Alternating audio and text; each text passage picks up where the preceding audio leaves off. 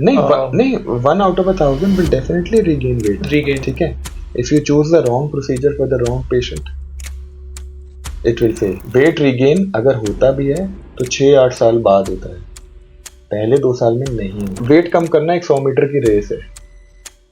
Diet और exercise के साथ आप 0 से शुरू कर रहे हो। बेरियाट्रिक सर्जरी के बाद हम आपको 80 मीटर पे छोड़ देंगे, 20 मीटर आप ही ने चलना है। करेक्ट, होता रहेगा। बट इस सर्जरी के बाद लेट्स से किसी ने ये सर्जरी करा ली एट द एज ऑफ 18 और 20, तो क्या लाइफ लॉन्ग उनको एक डॉक्टर को दिखाना पड़ेगा और हर साल वो एक डाइट चार्ट लेकर इसको फॉलो करना पड़ता है, या देखिए, 30 to 35 is grade 1 obese, या 35 to 40 is grade 2, 40 and above is grade 3, and above 50 is super obese. So what is morbid obese? But उनकी हुई सक्सेसफुल सर्जरी? हाँ बिल्कुल। They were all, she was almost 260 came down to 105 years. एक पतले आदमी का भी विसरल फैट बहुत ज्यादा हो सकता है। विसरल देखिए, एक होता है बाहरी फैट, जैसे हमारा पेट मोटा है, हाथ मोटे हैं, पैर मोटा है, जो बाहर दिख रहा है कि अगर आपका बॉडी वेट बढ़ रहा है तो it should increase with your muscle and not with your fat. आपका चाहे वजन ना कम हो, लेकिन आपका मसल बढ़ रहा है तो यू आर हेल्दी। बट आपको क्या लगता है जो आज का लाइफस्टाइल है, सब लोगों का इतना सेडेंटरी लाइफस्टाइल है और उसके अलावा भी इतने सारे eating joints easily accessible, Swiggy, Zomato, आप दुखी हो तो आपको अच्छा खाना चाहिए, आप खुश हो तो भी अच्छा खाना चाहिए। जैसे वो पिक्चरों में दिखाते हैं ना कि कोई सैड है तो बस एक बकेट ऑफ आइसक्रीम लेके, चम्मच लेके बैठ गए कि उससे खुशी मिलेगी। 16-15 साल के बच्चे भी ऑपरेट हो रहे हैं और 65-70 साल के लोग भी ऑपरेट हो रहे हैं।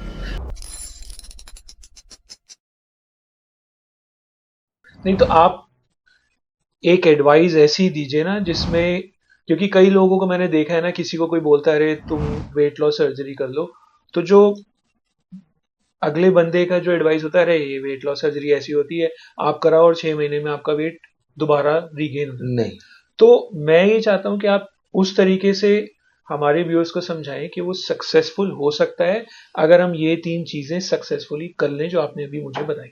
देखिए, सबसे पहली बात तो 18 to 24 मंथ्स तक तो आपका वेट वैसे ही कम होता रहेगा।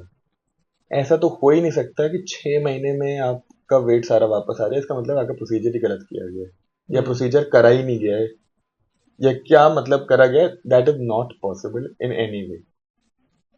You can not regain weight in 6 months. Weight regain अगर होता भी है तो 6-8 साल बाद होता है, पहले 2 साल में नहीं होता।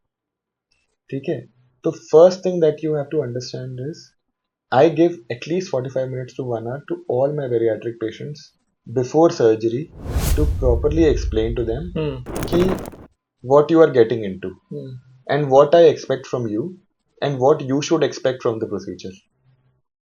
Okay, we have a 24 available in-house dietitian in the department who during working hour and in case there is any emergency we have a 24-hour helpline number also. जिसमें हमारे डॉक्टर्स भी अवेलेबल है to respond to any queries that the patients have. ठीक है, so we have a proper booklet of post bariatric diet. You follow the booklet, you follow the dietitian advice, you follow what we are telling you and you will get your result. We are ready to compromise। बीच में मान लो हमें आप vegetarian हैं तो आपको क्या protein source आपको दिया जा सकता है, वो उस हिसाब से आपका डाइट प्लान कस्टमाइज किया जाएगा। आपको ये सोयाबीन नहीं पसंद तो उस हिसाब से क्या आपको पसंद है, आपको पनीर पसंद है मान, तो all these workarounds can be done, but this is a team effort. तो you have to allow us to be part of the team and you also have to be part of the team. ऐसा नहीं है कि आप बैठे रहोगे और आपका बस हो जाएगा। ठीक है, सिंपल जो मैं मोस्टली बताता हूँ पेशेंट्स को भी कि वेट कम करना एक 100 मीटर की रेस है। डाइट और एक्सरसाइज के साथ आप 0 से शुरू कर रहे हो।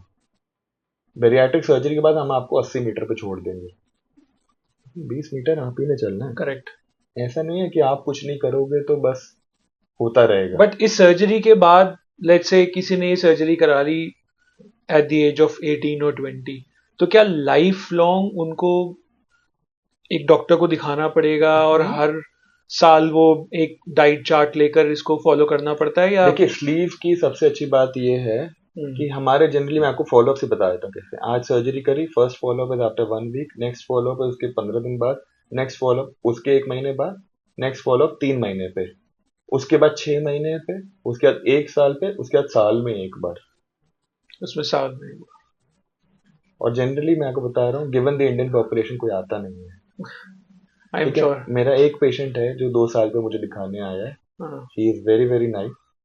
ठीक है, लेकिन that is the longest follow up जो कोई आता है, क्योंकि सबका वेट कम हो जाता है, सबको कोई दिक्कत नहीं हो रही होती, तो सब सब फिर सोचते हैं कि इग्नोर डॉक्टर कर को क्यों देते हैं। दिखाना है ना, डॉक्टरी कंसल्टेशन लगेगी दिखाने लगेगी, में। Correct correct. ये मैं एक्चुअली हर डॉक्टर से पूछता हूँ, but let's not discuss that because I have my answer and I'm sure my viewers also have their answer already, that why it is important to show a doctor and not हाँ, become a doctor see yourself. Follow up is important. अगर आपको कोई कुछ कह रहा है Hmm. तो वो आपके भले के लिए कह रहा Hmm.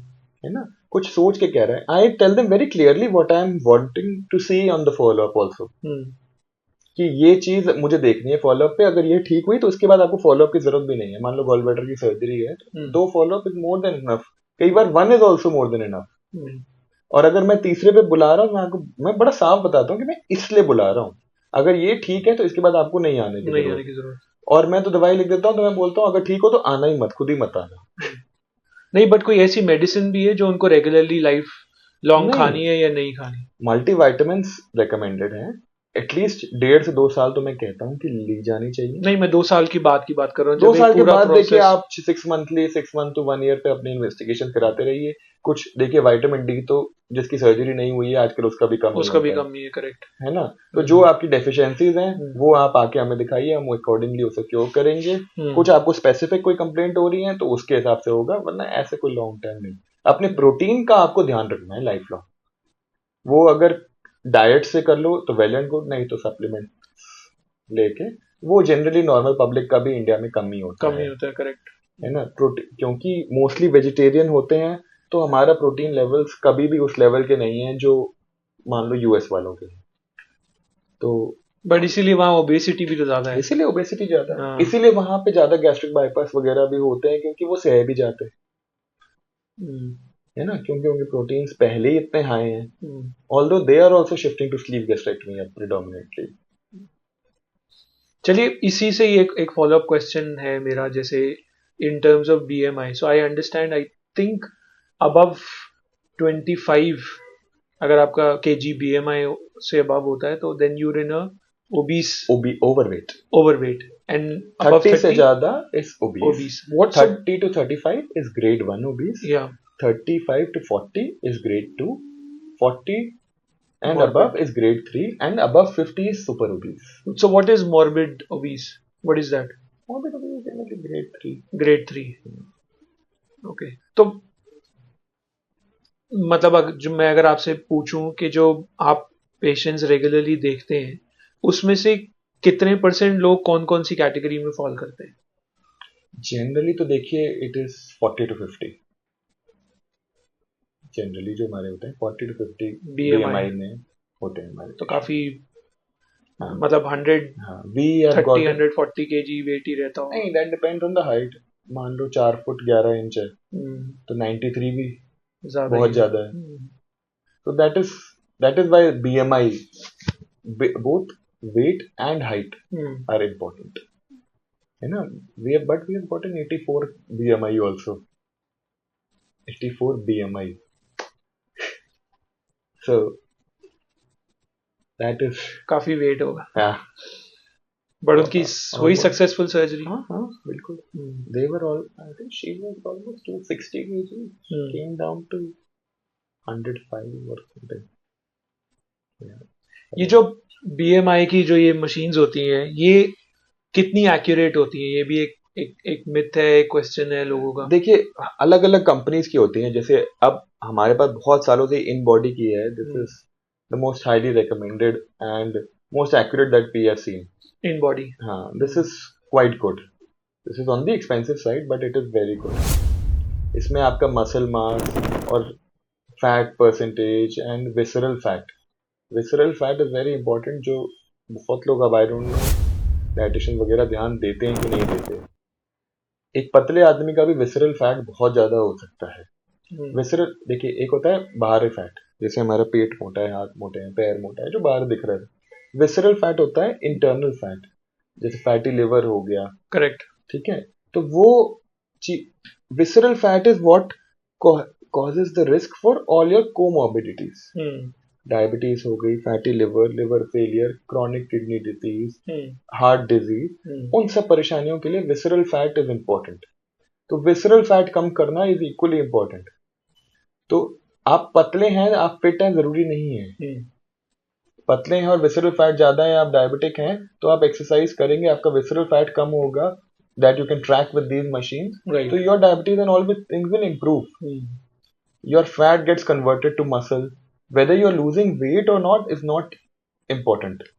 After a patient has lost the bare minimum weight, जितना मुझे लगता है कि ठीक है, अभी नॉर्मल वेट पे नहीं आया है, then I recommend 1.5 से 2 महीने बाद after surgery you start going to the gym. 1.5 से 2 महीने में आप रेकमेंड करते हैं? वॉक आप अगले दिन से कर सकते हो। I encourage them to go home and walk 10,000 steps a day. Okay.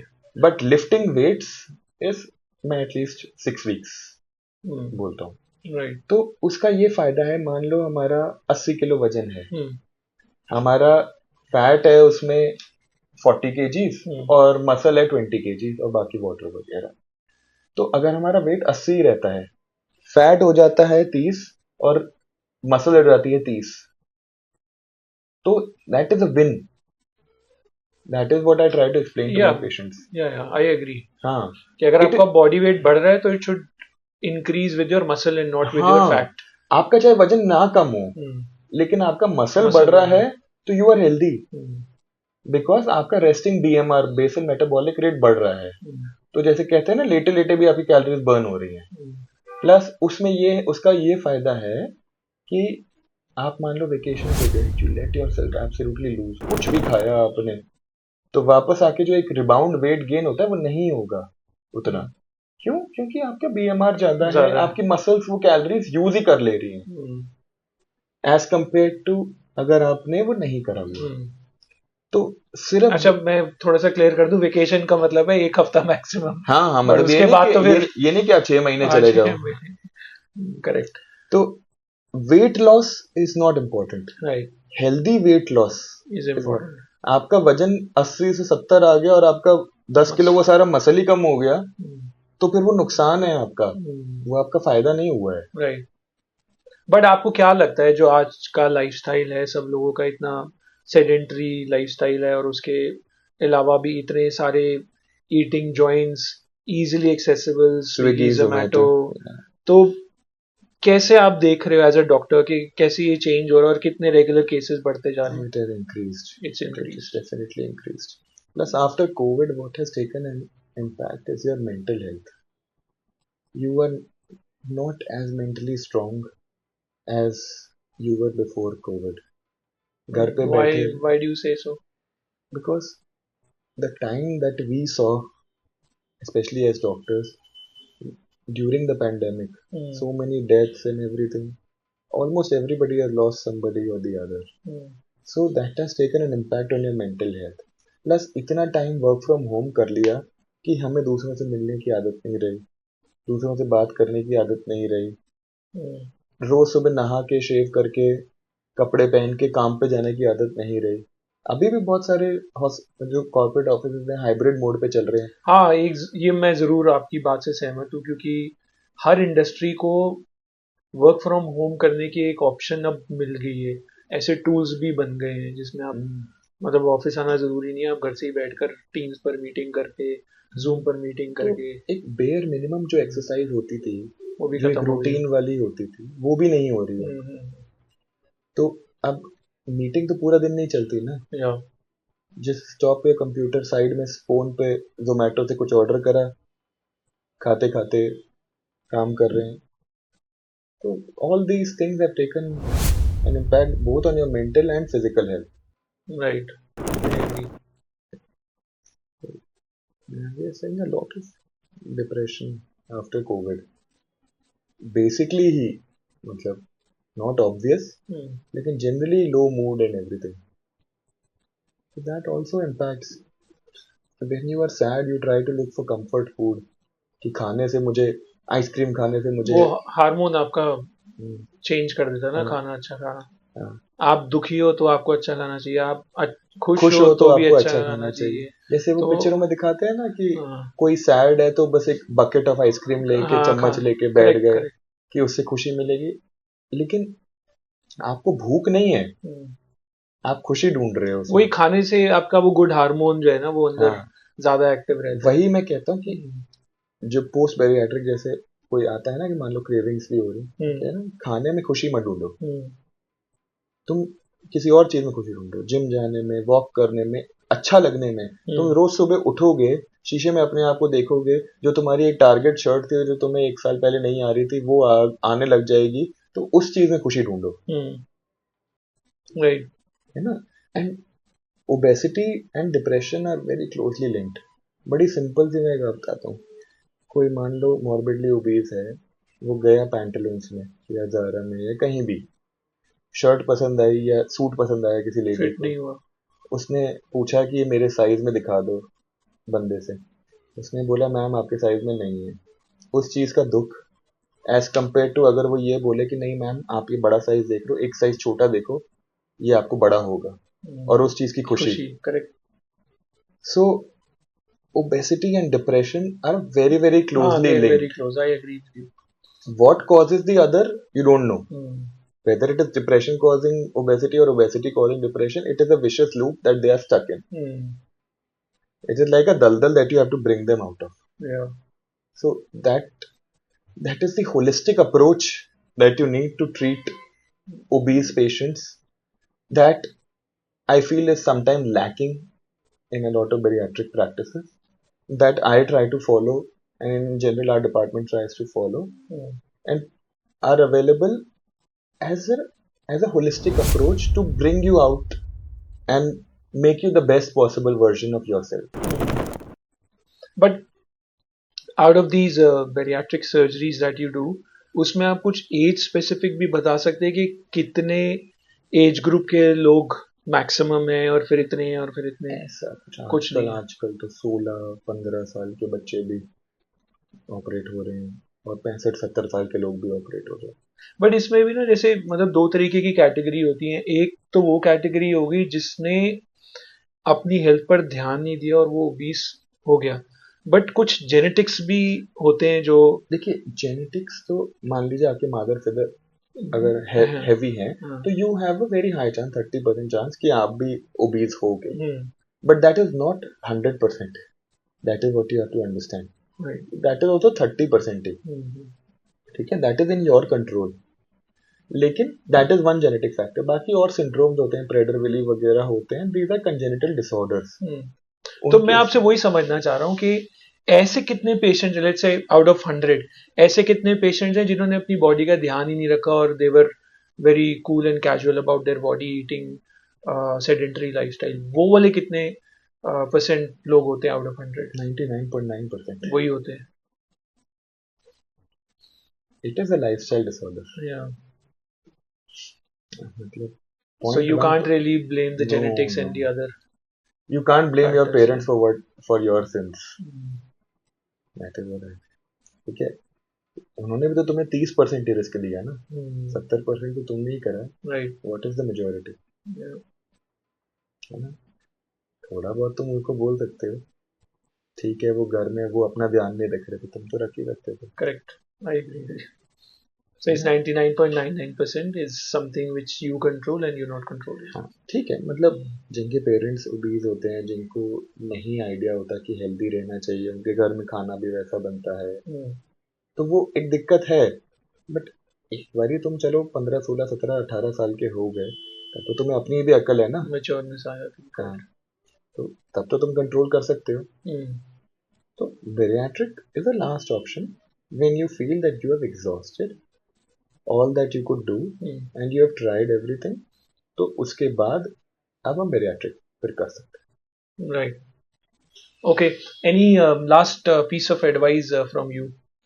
Not only for bariatric, but otherwise as well as a doctor.